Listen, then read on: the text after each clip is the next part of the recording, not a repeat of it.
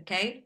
So a specialist on the Beat generation, Barry Miles, has recorded the British counterculture ever since 1965, when Allen Ginsberg stayed with him, and at the time of the legendary Royal Albert Hall poetry reading, featuring Allen Ginsberg, Lawrence Ferlinghetti, and Gregory Corso, as well as all the major young British poets.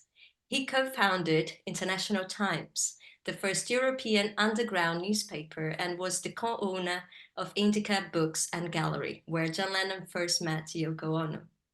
And also when Indica presented her first European show. In 1968, the Beatles appointed Miles as the label manager of Zapple Records, the experimental division of Apple Records, and he produced spoken word albums by Lawrence Ferlinghetti, Charles Bukowski, and Charles Ozen. In 1969, he produced an album of Allen Ginsberg singing his musical renditions of William Blake's songs of Innocence and Experience. He has written over 50 books, including the biographies of Allen Ginsberg, Frank Zappa, Jack Kerouac, Paul McCartney, and also The Beat Hotel in Paris, The London Avant-Garde since World War II, and 2 biographies of William Burroughs. Thank you for accepting the invitation to be here today. So I would like to start by asking you about your involvement with the counterculture poetry movement in America, because you worked at Better World Books, right? So you were responsible to a great degree to the promotion and circulation of big poetry in England, right? Yes. Yeah, there's better books on Charing Cross Road in London.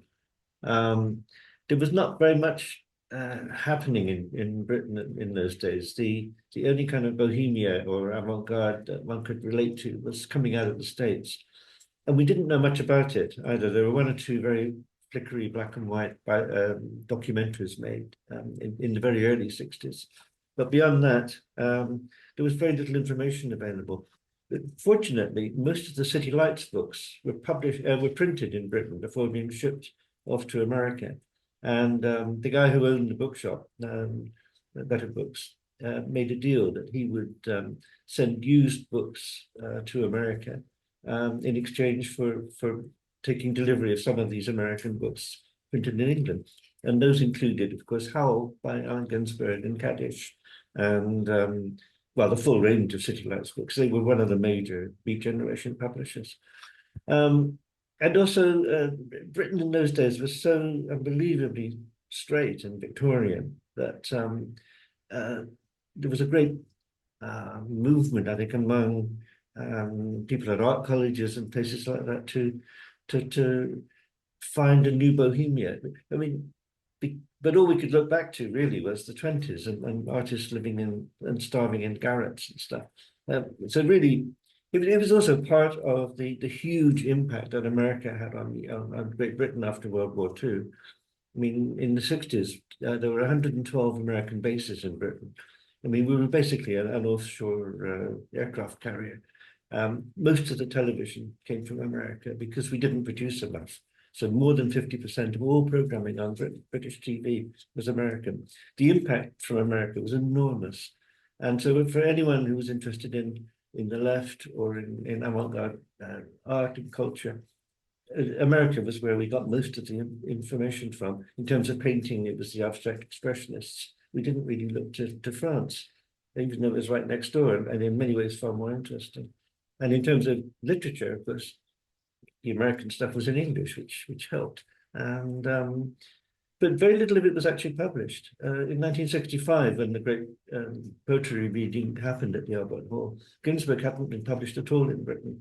Ferlinghetti had had one very slim volume a few years earlier. Corso hadn't been published. So these weren't well-known poets at all. It was only students, really, and young people who knew a bit about it, and sort of beatniks, like me. I was an old beatnik. How are you? Yes. But then you started also negotiating books, trading books with Ed Sanders in New York. Is that right? That's right. Yeah, we moved on. It was good to have all the City Lights books, and also New Directions was beginning to be published in Britain as well. So we got Corso and Ferlinghetti and people like that through them. But the really avant-garde stuff was coming out of New York, and it was very much centered around the Fugs, the rock and roll band, Ed Sanders, the Birth Press, published by Tulu Kupferberg, and a lot of mimeograph magazines of really experimental stuff.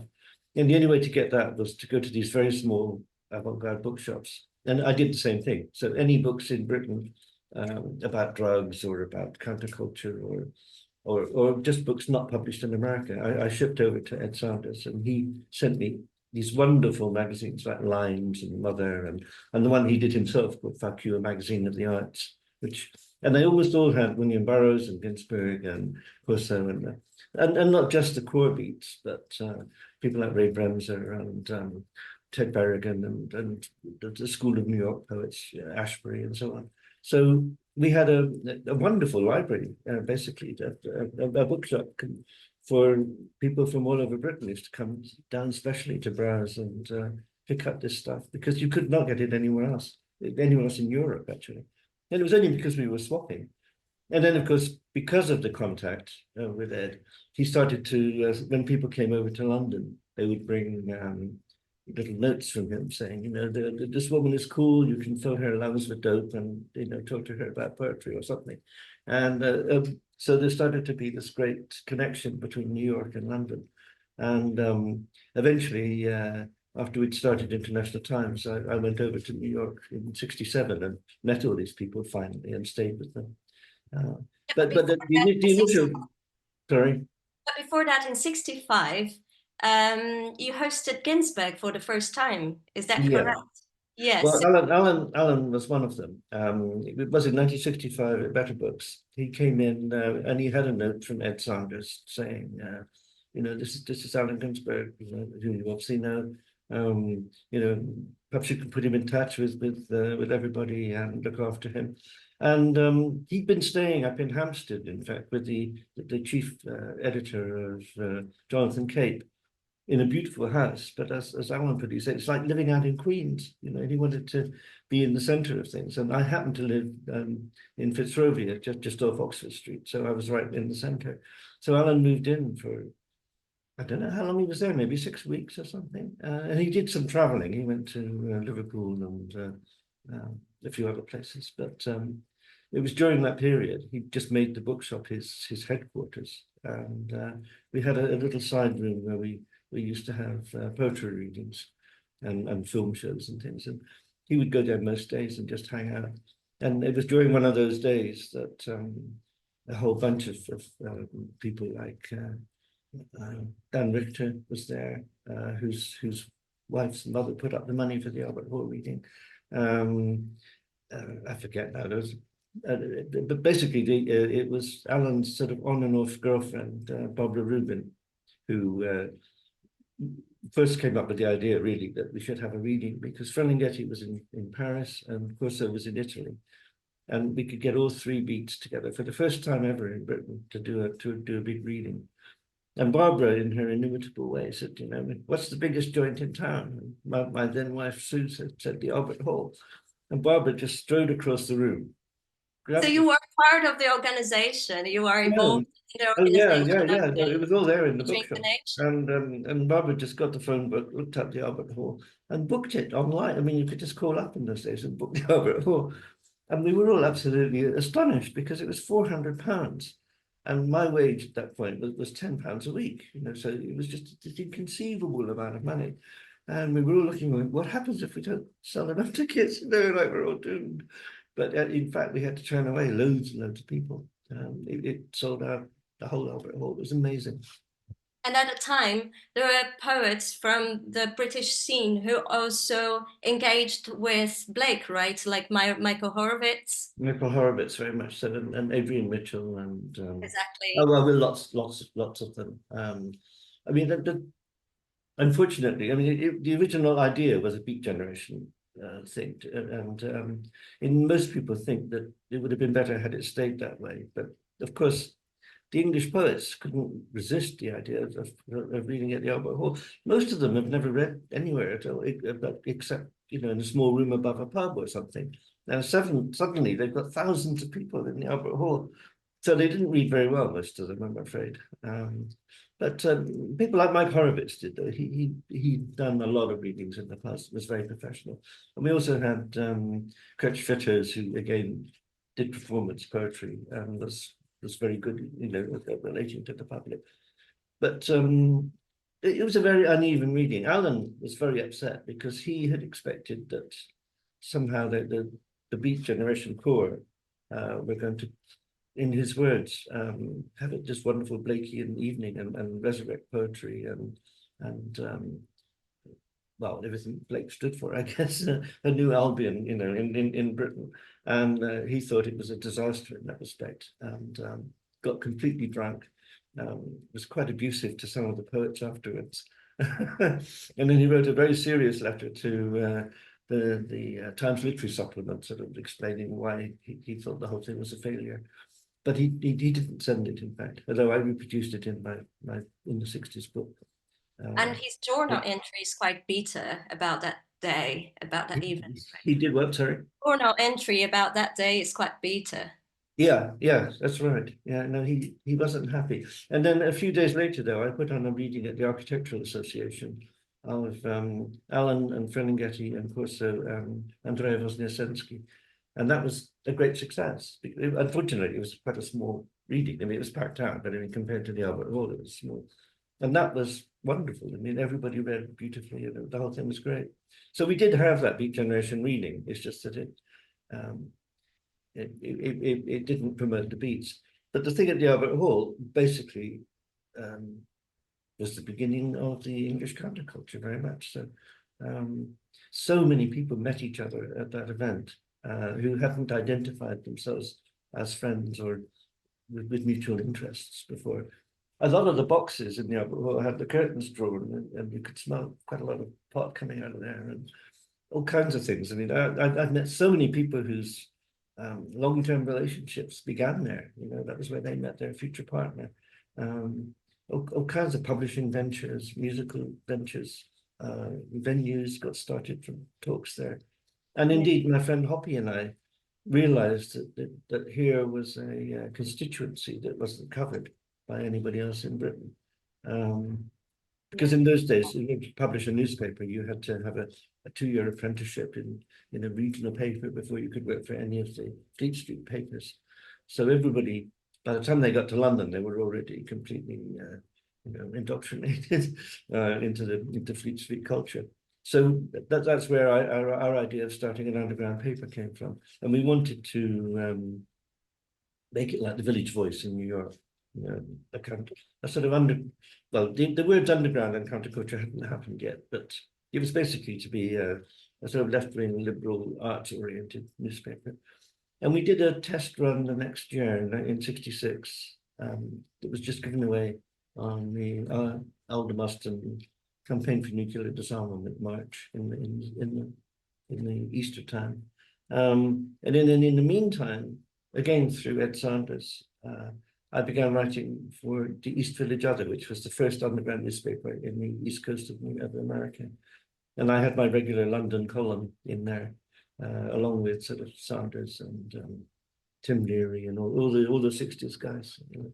But then a couple of years later, some 3 years later from the Albert Hall poetry reading, you got involved with the Beatles' alternative label, Zapple Records. So can you tell us a bit how you ended up in charge of that label and how that connects to Ginsberg's album that you ended up producing in 1969? Well, it began just after the Albert Hall reading. I met up with Paul McCartney and a bunch of other people, and we were just starting the art gallery and bookshop Indica. And well, it's quite a complicated thing, but basically one of the partners was Peter Asher in the partnership that ran this bookshop and art gallery. And Peter was still living at home, and also living at home as his sister Jane, and also living at home in the same home, the parents' home in Wimpole Street, was Paul McCartney, who was right up in the attic in the little room there next to Peter. Peter had the L-shaped room with the Norwegian wood paneling, of course, and Paul had a little tiny servant's room. And of course, because I was putting the bookshop together in the basement, basically, all the books were being delivered there. It was quite accidental, really, that I got to know him. And he was very keen on the whole thing, and he helped put up the shelves and fixed the holes in the walls of our new premises. And then on the day we opened, he arrived in his Aston Martin with this big package in the back, and it was wrapping paper that he designed for the bookshop. I mean, people don't have wrapping paper now; they put it in bags usually. But in the old days, we used to wrap everything up in sellotape it. And he'd done 3,000 sheets of this, which now go for a lot of money. I wish I'd kept a lot. And so that was early on. That was the beginning of '66 that opened. And so I saw a great deal of particularly Paul, but Lennon as well, because I would go to the recording sessions a lot at Abbey Road, you know, with Revolver and Sergeant Pepper and all of those. And then when the Beatles began Apple, their own record company, they wanted to give a chance to a lot of other musicians, but none of them really made it, because all the record companies, all the record company and all the record shops wanted were Beatles records, so everybody else got ignored.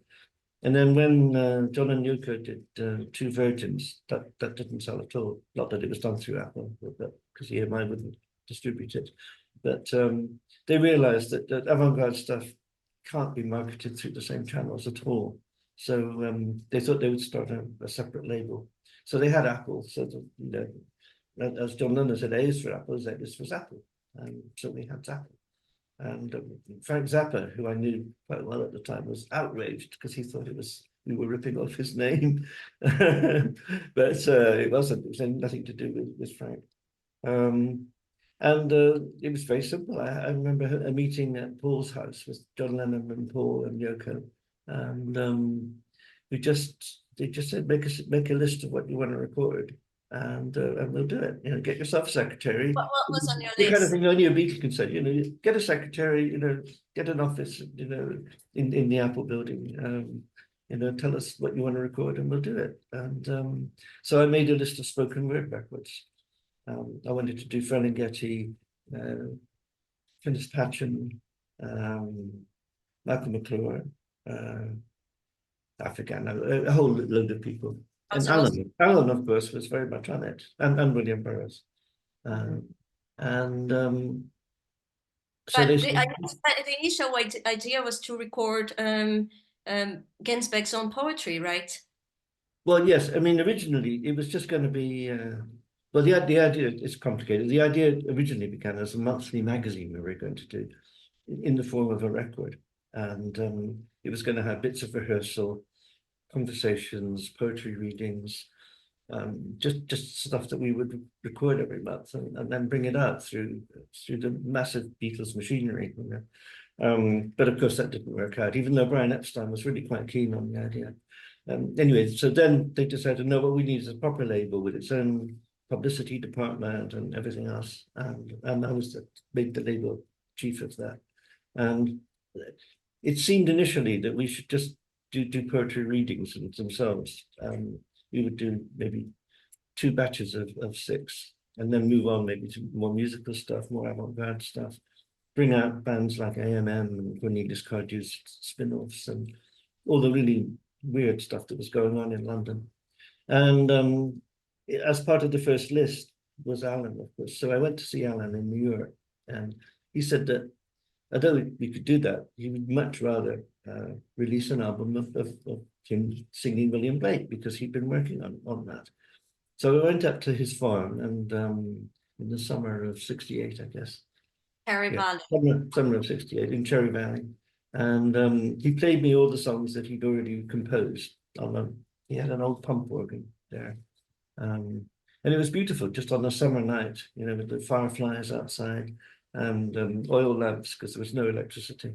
and he was pumping away on this organ, and it was wonderful to see how he had composed it, because as I'm sure you know, and all those scholars have written about, I mean, he really just took the musical notation direct from Blake's own phrasing and tried to imagine what would be the most obvious way for a note to go, up or down or whatever. And he took it very much from the text, trying to get an 18th century flavor to it, basically. Although later on we didn't do that. We decided to look at each song separately and give it a musical notation that best suited the music that Alan had written, whether it would be country music or Elizabethan music or whatever. And then allowing, of course, all along for the fact that Alan had no singing voice at all, knew virtually nothing about music. And Peter Orlovsky, who he insisted on bringing along. His partner, right? His boyfriend, yeah, was on speed at the time and sang in what Peter himself called his leper voice, because he sounded like the lepers that they had met in India, you know, this terrible sort of constricted howl. And when we were recording it, I kept trying to mix him down, and Alan saying, no, more Peter. I mean, it was very hard. Anyway, was he helped by professional musicians in the process of writing the harmonies and writing down music, because he recorded Lee Crabtree from the Fugs stayed up in Cherry Valley first and helped him. Lee Crabtree, who played in the Fugs, one of the iterations of the Fugs, and he helped. Showed Alan how to do chords, basically, on his pump organ and things like that. Real basic stuff, because Alan came out of no musical background at all. And to be quite honest, had heard very few records. He didn't even have a record player. You know, we're not talking about somebody who, with an immense knowledge of folk music or anything else. Alan's whole world was cerebral and bookish and all to do with poetry, and very little music or films or novels or anything like that. It was always poetry. So yeah, so we are talking extreme amateurism here. So some of the critical remarks about that album have often commented, you know, just how out of tune and everything he was. But you should have heard him before we rehearsed. Anyway. Oh, Rose, thou art sick, the invisible worm that flies in the night in the howling storm has found out thy bed of crimson joy, and his dark secret love does thy life destroy. Oh, Rose, thou art sick, the invisible worm that flies in the night in the howling storm has found out thy bed of crimson joy, and his dark secret love does thy life destroy. Oh, Rose, thou art sick, the invisible worm that flies in the night in the howling storm has found out thy bed of crimson joy, and his dark secret love does thy life destroy.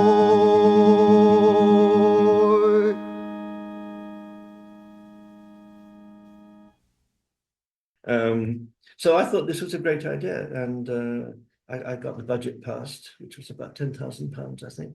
And the first thing we did was go into Capitol Studios in New York, and which was owned by EMI, which was the record company that Apple had leased all their product to. So it would have been distributed through the big Capitol network. And but after we'd done two tracks, then Alan Klein, that's when Alan Klein came in back in London and closed down everything that wasn't making money at Apple. and all the big famous breakup with the Beatles and stuff was happening. So I was stuck with studio costs and musicians to pay, and a hotel bill as well. I was living in the Hotel Chelsea, and fortunately there was a guy at Apple called Derek Taylor who just bailed me out. He paid everything and closed off all those accounts, but we lost the tracks. They wouldn't hand over the tracks. Oh, Rose, thou art sick, the invisible worm that flies in the night in the howling storm has found out thy bed of crimson joy, and his dark secret love does thy life destroy. Oh, Rose, thou art sick, the invisible worm that flies in the night in the howling storm has found out thy bed of crimson joy, and his dark secret love does thy life destroy. Oh, Rose, thou art sick, the invisible worm that flies in the night in the howling storm has found out thy bed of crimson joy, and his dark secret love does thy life destroy.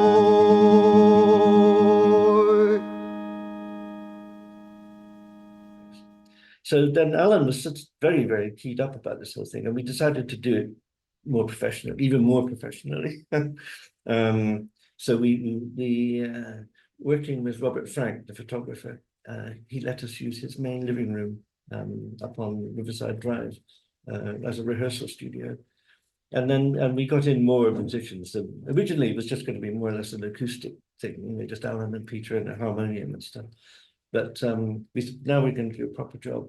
And we went to see Charles Mingus, because Alan knew everybody. So first we went to see him play. I forget now where it was, the Five Spot or somewhere. And he said, come over to my place. And so we went over to East Fifth Street, where he was living in total squalor. And he just answered the door wearing just a pair of dirty old underpants and stuff. And Alan played him a tape of all his takes of all of the songs. We compiled a rehearsal tape, in other words, or I did. And he listened to it very carefully, and he said, "It's not jazz, I can't play on this." I think it may also have been he realized just how amateurish it was going to be. But he gave us a list of people who he thought could play on it, and that's where we got a number of our musicians from. And he also approached another musician, right? Another big jazz star, Thelonious Monk. Is that right? Sorry? He also approached Thelonious Monk. He approached Thelonious Monk, yeah, but Monk felt the same way, really. And also, I mean, the way Monk worked, I mean, it was only his own music he ever played. And also all those, those extremely weird chords and stuff that Monk has, there's no way that it would have been appropriate at all, actually. No, we met a number of people like that, but Archie Shepp and I don't know. You managed to get Elvin Jones, right? And then we got Elvin Jones, but we only got him in when we needed drums. He was expensive. He was $500. And that's musicians. Yeah, we couldn't really run to that bit. But we stuck to the same budget. We hired Apostolic Studios, which was the first downtown studio in New York. Prior to that, everything had been uptown where all the music industry was. And then Apostolic started. It was run by a bunch of hippies. And it was called Apostolic because it was a 12-track. And all the other studios were 8 tracks. And this was 12 track. It's the first studio 12-track installed in New York. And and we had our in-house astrologer who every morning the astrologer would consult the whatever they consult, and tell the engineers whether they could run that day, because some days the vibes were so bad, no one could record anything. But we happened to hit a good week or so, or more than that, a good month. There were no interruptions from the stars. And it was a typical hippie outfit. I mean, it ran very late at night, and a lot of people were sitting around. And there's a guy called Mike Aldridge who's credited on the album as being a joint producer, I think, which really meant he produced joints, marijuana cigarettes, rather than did any production work. So it was that kind of atmosphere. We're talking 1969, right in the middle of recording. In fact, somebody called up and said that there was all this gay riot going on downtown. So we went down, and Alan and I went to the famous riots at Christopher Street, which was basically the beginning of the gay liberation movement. So it was a really good time to be in New York. Really amazing things going on. And how long did it take, the recording process? I have a memory of about a month, but it may have been a bit less. We didn't necessarily record every day, and I tried to get each track done, completed. Really, we would record and then mix down, so that if it was really bad, we could do it again. We always did 2 or 3 takes on everything, and then chose the best, obviously. And in some cases, I edited bits from different takes together. But it was very difficult because Alan had a terrible singing voice. He had terrible microphone technique, even though I used all the old Beatles tricks, of having a microphone high up, so that you have to, open your throat when you're singing and stuff like that. And he did his best. His voice wasn't very good either. When I was mixing it, I boosted the bottom IQ a lot, the EQ a lot, to give him more of a bass voice and things like that. I mean, there's a lot more electronic trickery on that album than you might know. Don't forget, we're talking 1960s technology. It's just 2-inch tape going through a studio. But and then we had the most important thing really was John Scholl, and who did most of the arrangements with Alan, and he was a professional jazz guy, and another guy called Bob Doro, I'm not quite sure how you pronounce his name, who had worked with a lot of famous jazz musicians, and the two of them did head arrangements that Alan could understand and work with. So we had really very good people there who appreciated what Alan was trying to do, and also appreciated that we weren't looking for, a Frank Sinatra record. We were looking for something that captured Alan's innate understanding of the music, and it was like it was closer to the Incredible String Band than psychedelic rock and roll, let's say.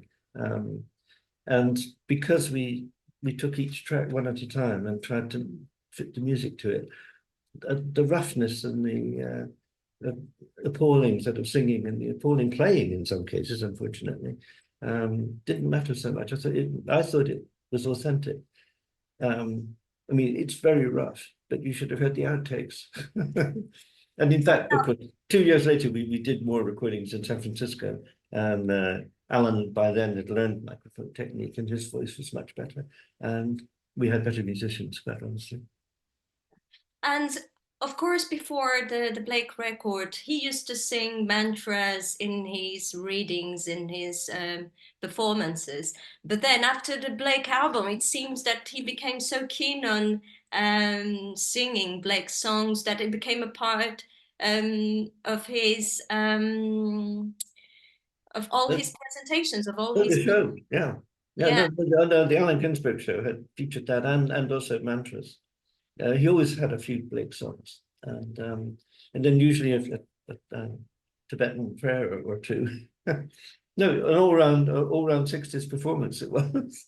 I recorded a lot of them. I used to have a Revox A77 that I used to set him up with. So we had a very good record of everything from 69 onwards, which is now all in Stanford University. Yeah, but I remember you said something about Ginsberg having that kind of ambition somehow to become a rock star. So Oh, absolutely. yeah, and he wanted to hang out with the musicians, with the Beatles, with Dylan, with the Rolling Stones. So that album somehow enabled him to be a rock star just like the others, right? It really did. It really did. It really, I mean, it got reviewed I think the very first review was in Rolling Stone magazine, which was great, you know.